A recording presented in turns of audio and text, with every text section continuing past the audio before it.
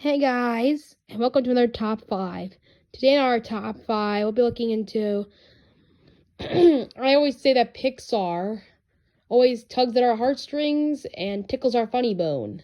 Today, we'll be looking at those two top 5s ourselves. Today is the top 5 saddest Pixar moments. And then after that, I'll be looking at the top 5 funniest moments of Pixar. But for now, let's take a look at top 5 saddest moments. Number 5. Andy's goodbye to the toys. The saddest ending to Toy Story would be the ending where he gives away his toys to Bonnie. It's just a fun-filled moment of sadness. Sure, the ending of Toy Story 4 is sad too, but this one's even sadder with just the thought that our toys' stories are finally ending. Well, it might not ever end, but we thought they did in this ending, and that's where it should have ended, right there. And some people it did.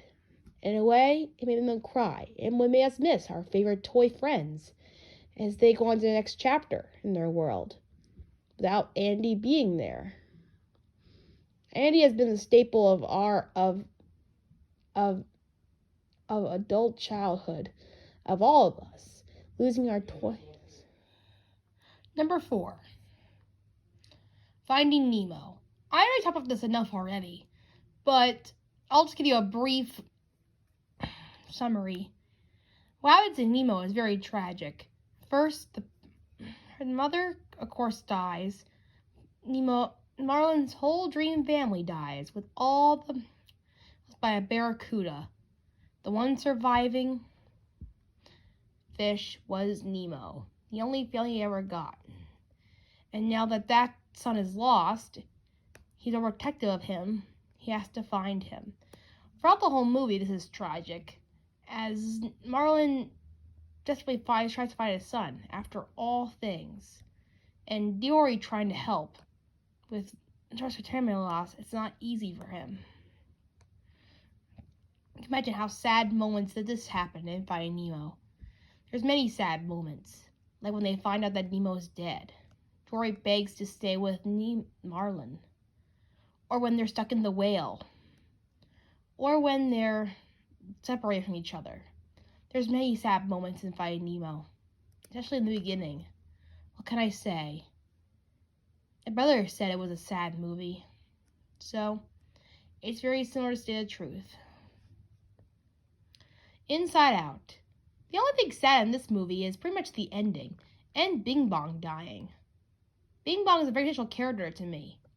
Not to many others, but to me he was very cute.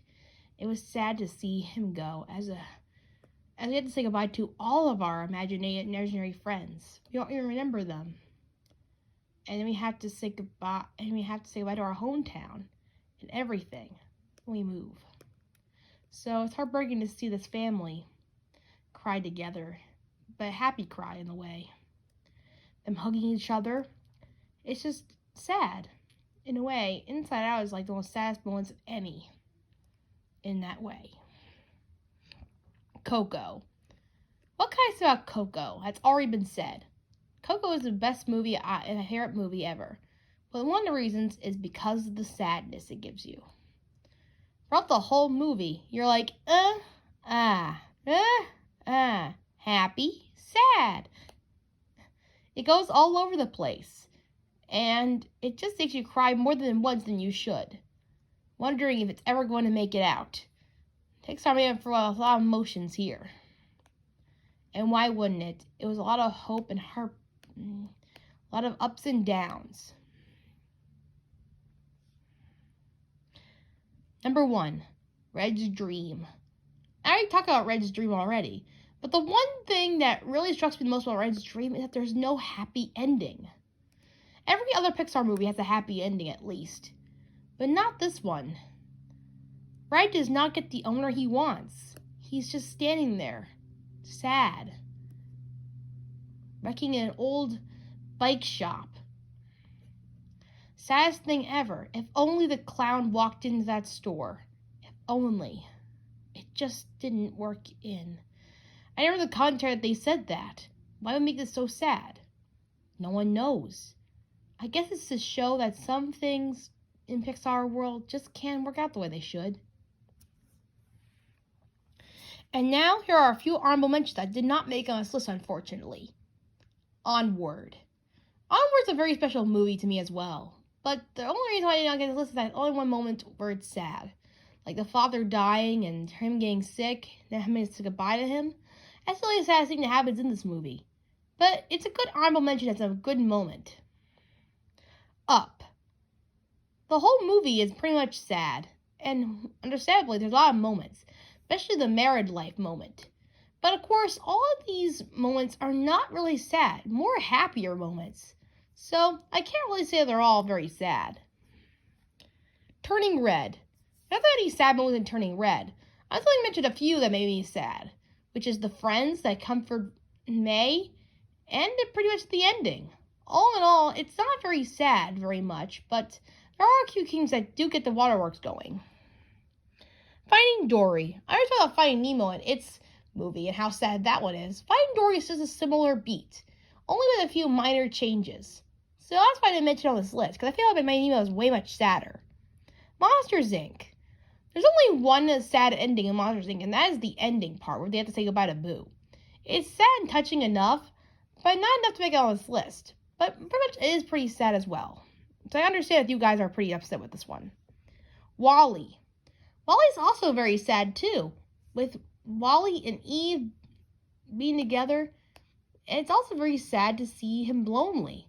Sometimes it's also very sad to see the characters and what they struggle through. But it can't be that sad. It's more of a love story than anything else. The Incredibles. There's not a lot of sad moments in Incredibles. When they do talk about them, they talk about it hard.